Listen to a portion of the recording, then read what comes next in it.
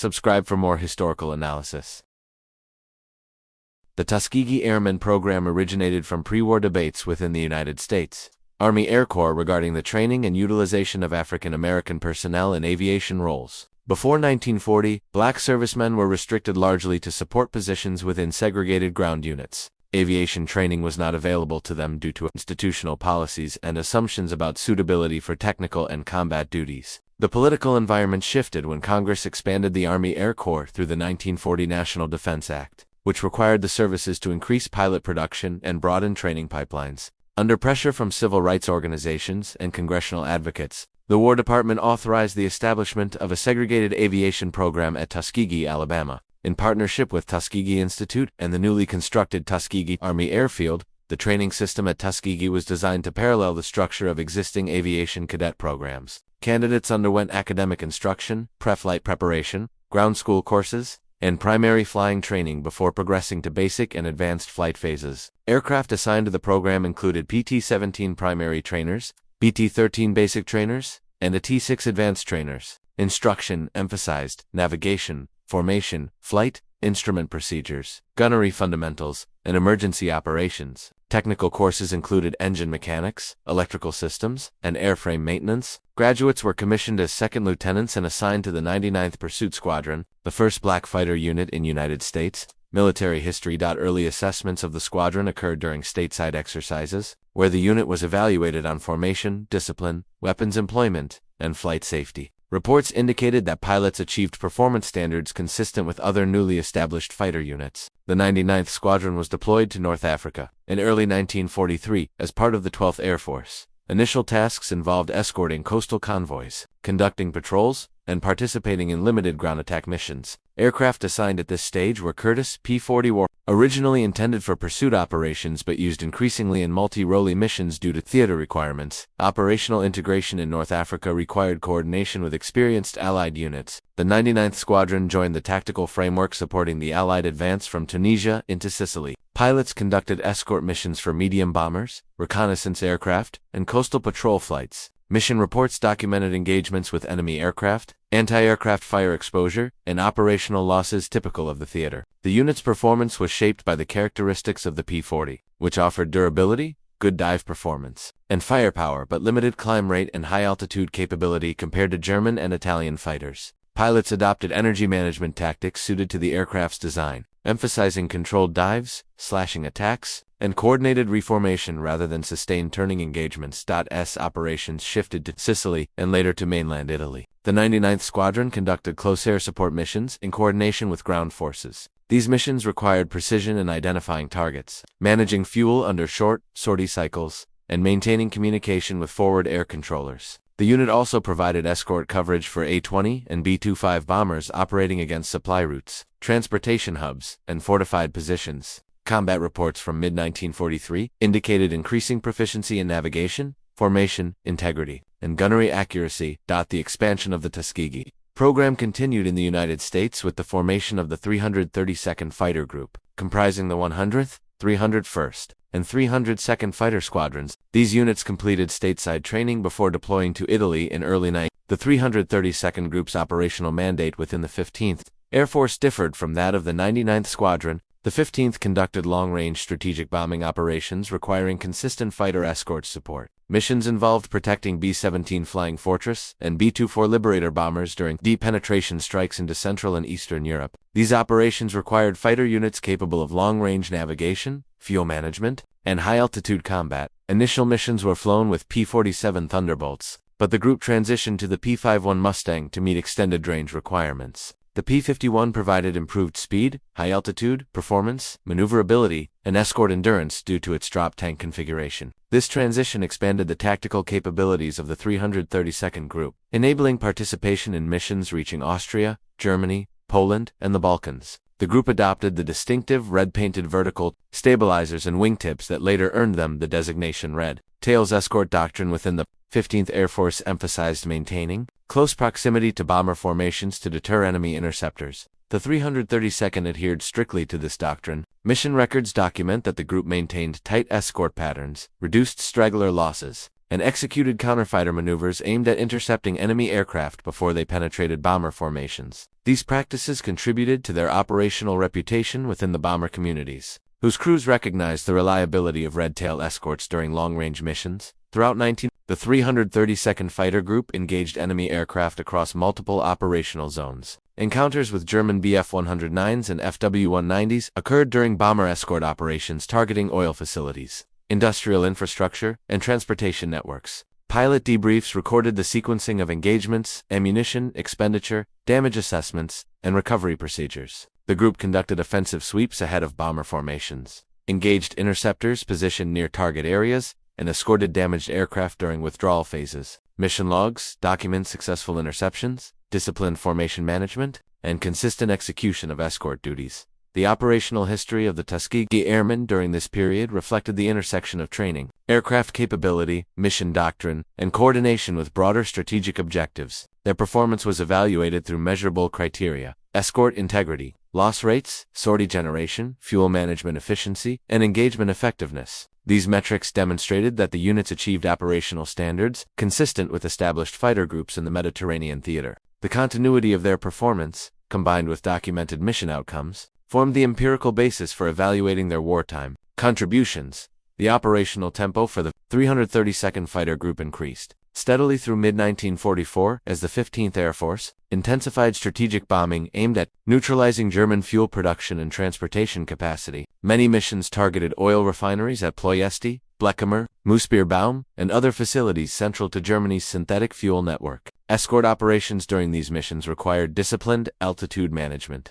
careful throttle control to conserve fuel, and coordinated response to enemy fighter concentrations. Mission plans specified rendezvous points, altitude corridors, emergency diversion airfields, and withdrawal routes. Pilots were briefed on expected Luftwaffe interception patterns, flak densities, weather conditions, and the precise timing required to maintain coverage over bomber formations for the entire strike cycle.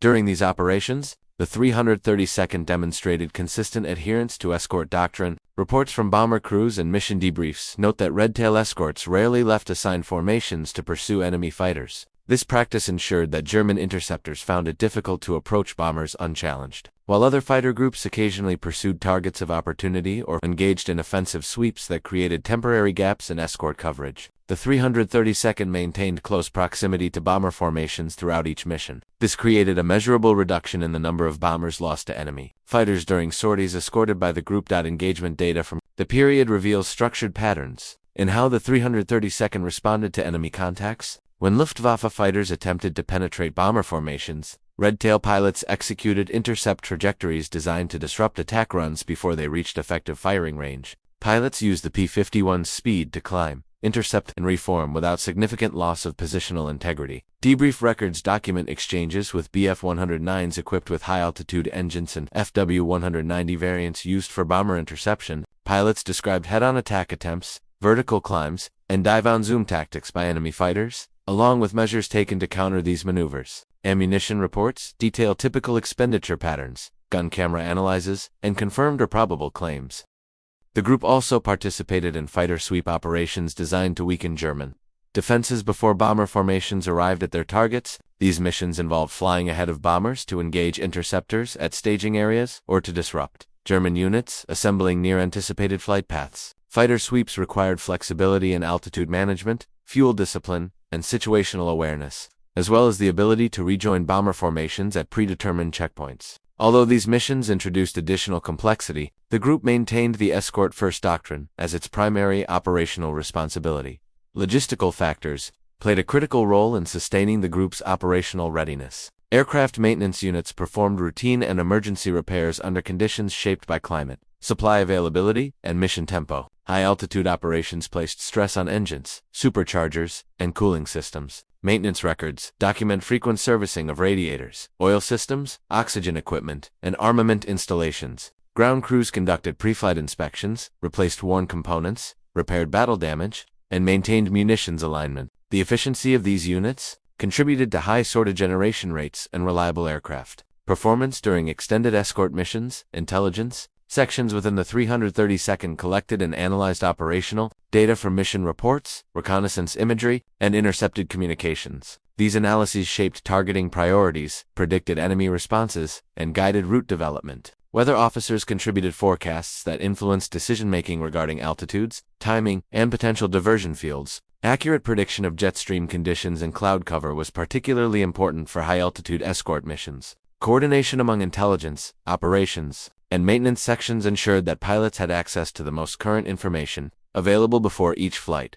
The group's operational contributions extended beyond bomber escort missions. Pilots conducted strafing runs on airfields, transportation hubs, and ground targets during return phases when fuel conditions allowed. These attacks disrupted German logistics, destroyed aircraft on the ground, and contributed to broader interdiction efforts. Mission reports include detailed descriptions of target sets, approach paths, damage assessments, and anti-aircraft fire encountered. Although secondary to the escort mission, ground attack operations represented a significant component of the group's activity during 1944 and 1945. The effectiveness of the Tuskegee Airmen was also shaped by their internal training and evaluation procedures. Replacement pilots arriving from the United States underwent additional theater-specific instruction that emphasized formation, integrity, long-range fuel management, European weather patterns, and Luftwaffe tactics. Senior pilots provided mentorship, flight-led training, and evaluation flights to ensure consistent unit performance. Squadron-wide briefings addressed common errors, reviewed gun camera footage, and reinforced escort doctrine. These procedures created a standardized operational culture that enhanced mission execution.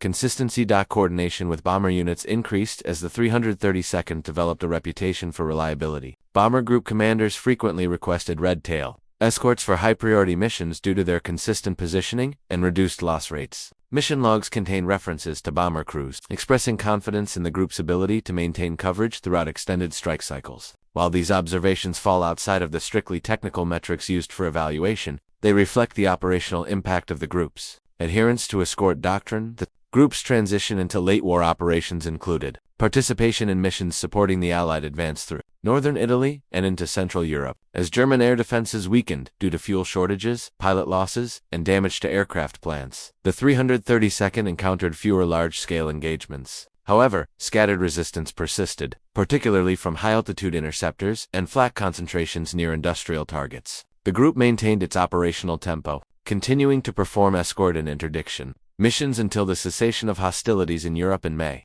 1940-5. Through the consistent application of escort doctrine, disciplined fuel and altitude management, and effective engagement procedures, the Tuskegee Airmen demonstrated operational capabilities equivalent to established fighter units in the Mediterranean and European theaters. Their performance contributed to the broader strategic objectives of the 15th Air Force, including the reduction of German industrial capacity, weakening of the Luftwaffe, and protection of bomber formations during deep penetration missions. The operational record of the Tuskegee Airmen during 1944 and early 1945 formed the basis for their evaluation within the United States Army Air Forces. Analysis focused on measurable performance indicators: bomber loss rates on escorted missions, sortie totals, ammunition efficiency, mechanical readiness, and mission completion percentages. Records from the 15th Air Force indicate that the 332nd Fighter Group consistently maintained high escort coverage rates, with relatively low instances of bomber formations left unprotected during key phases of strike cycles. These data contributed to assessments noting the group's reliability in maintaining close escort positions throughout long-range missions. The documented claims of aerial victories by the 332nd reflected engagements against German fighters operating in defense of strategic industrial targets. Pilots recorded encounters with Bf-109G and Bf-109K variants equipped for high-altitude interception, along with FW-190A and FW-190D aircraft. Gun camera footage, mission debriefs, and after-action reports provided verification criteria for confirmed and probable claims. Although claims varied between missions, the consistency of engagements demonstrated the group's active participation in contested airspace and its ability to disrupt enemy attack formations before they reached bomber streams. The group's contributions to the degradation of German transportation networks increased during the final stages of the war. Fighter units were frequently tasked with attacking rail yards, locomotives, truck convoys, and supply depots during the return leg of escort missions. These operations formed part of the broader interdiction campaign aimed at limiting German mobility and reducing their capacity to reinforce frontline units. Strafing runs conducted by the 332nd resulted in the destruction of locomotives, rolling stock, and motor transports.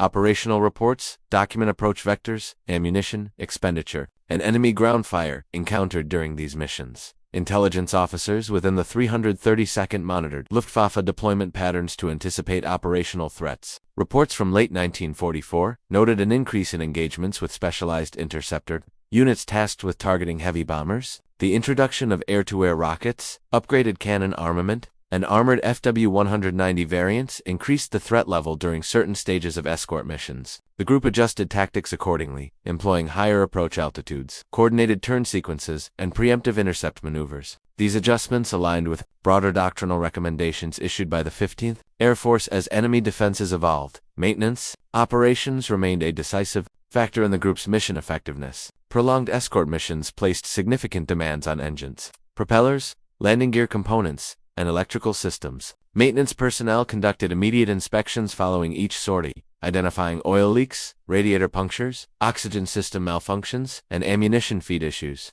The availability of replacement parts varied by location and supply conditions, requiring ground crews to prioritize essential repairs and adapt to shortages through component cannibalization or on-site fabrication. Despite logistical constraints, aircraft readiness rates within the group remained consistent with those of comparable units in the theater. The training pipeline continued to supply the group with replacement pilots throughout the European campaign. Replacement aviators were required to demonstrate proficiency in formation flying, navigation, high-altitude operations, and escort procedures before participating in combat missions. Experienced flight leaders conducted evaluation flights to identify weaknesses in situational awareness, throttle control, and spatial coordination. Replacement pilots received additional instruction on European weather conditions, typical enemy tactics, and procedures for regrouping in the event of formation disruption. This internal training structure ensured that unit performance remained stable, despite personnel turnover. The integration of the 99th Fighter Squadron into the 332nd Fighter Group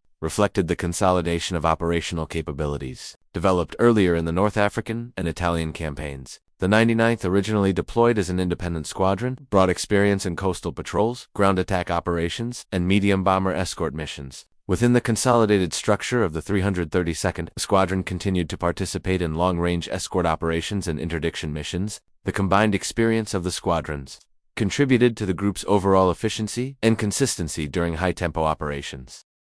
The group's operational reputation extended beyond its immediate tactical performance. Bomber crews of the 15th Air Force frequently reported confidence in red tail escorts due to their consistent presence during critical phases of missions. While qualitative assessments do not replace formal operational metrics, they influenced the perception of the group within the broader Air Force's structure. These observations reflected the group's adherence to Escort doctrine and its discipline in maintaining formation integrity across extended mission durations. By early 19, the Luftwaffe's ability to contest airspace had declined due to sustained attrition, fuel shortages, and damage to aircraft production facilities. Nevertheless, isolated engagements continued, particularly near key industrial targets and transportation hubs. The 332nd maintained its escort responsibilities and participated in missions targeting remaining German infrastructure. Reports from this period note decreased frequency of large-scale fighter engagements, but increased dependence on anti-aircraft defenses around key strategic points. The group adapted to these conditions by adjusting approach angles,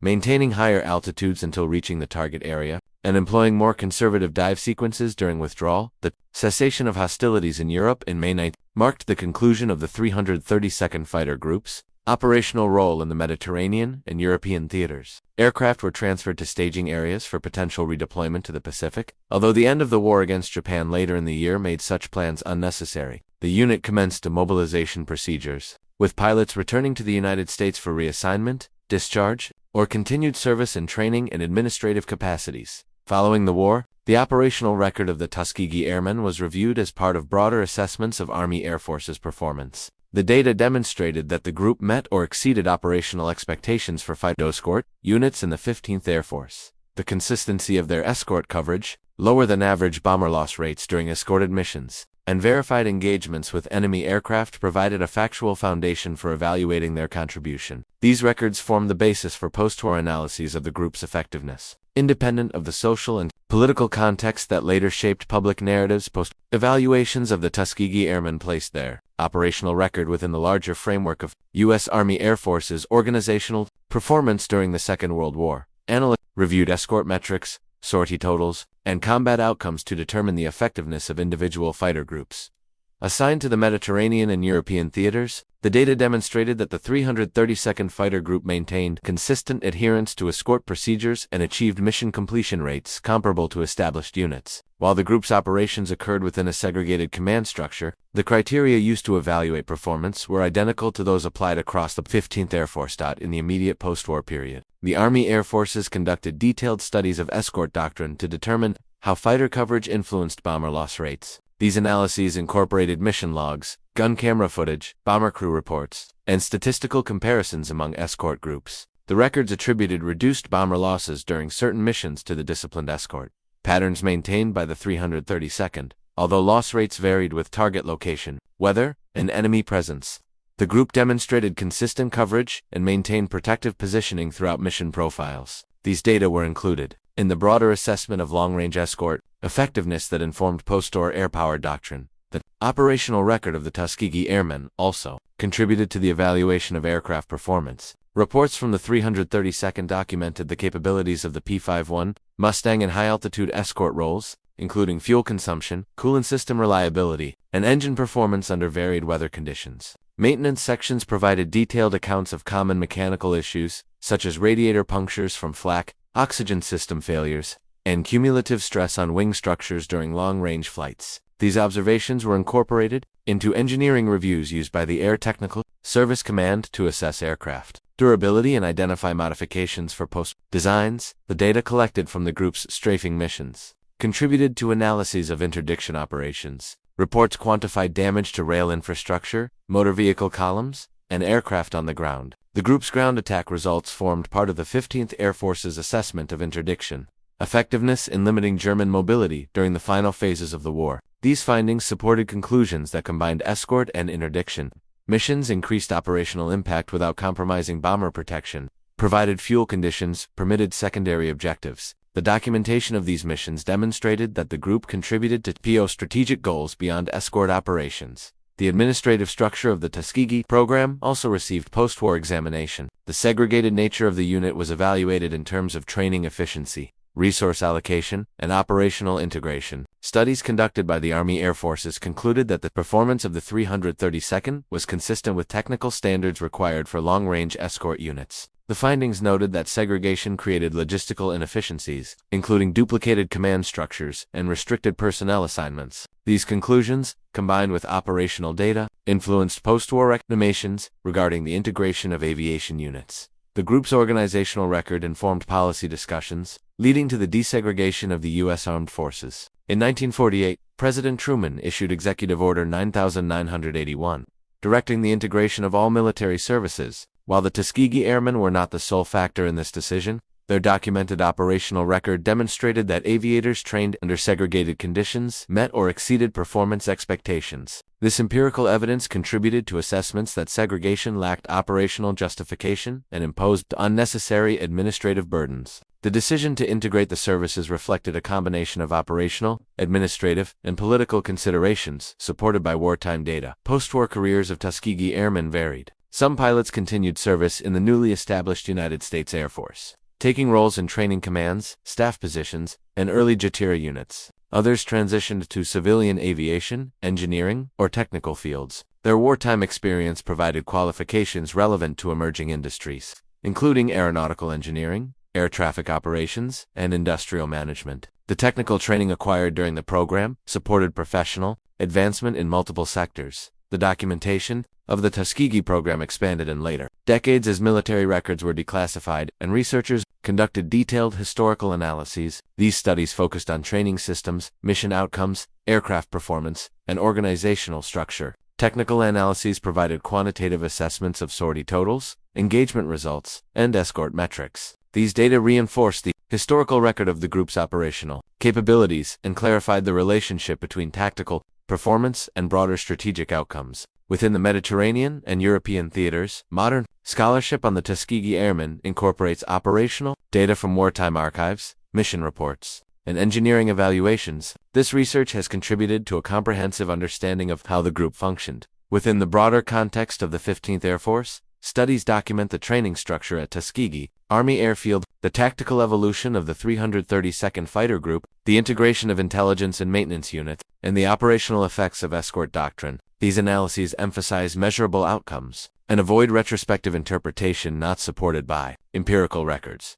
The historical significance of the Tuskegee Airmen lies in the documented performance of the 19th Fighter Squadron and the 332nd Fighter Group during sustained operations in North Africa, Italy, and Central Europe. Their record demonstrates the effectiveness of standardized training, disciplined escort doctrine, and coordinated mission execution. Their operational contributions supported the strategic objectives of the 15th Air Force and formed part of the broader air campaign that reduced Germany's capacity to conduct sustained military operations. The empirical data that emerged from their wartime service continues to inform historical understanding of fighter escort performance and organizational effectiveness within the Army Air Forces.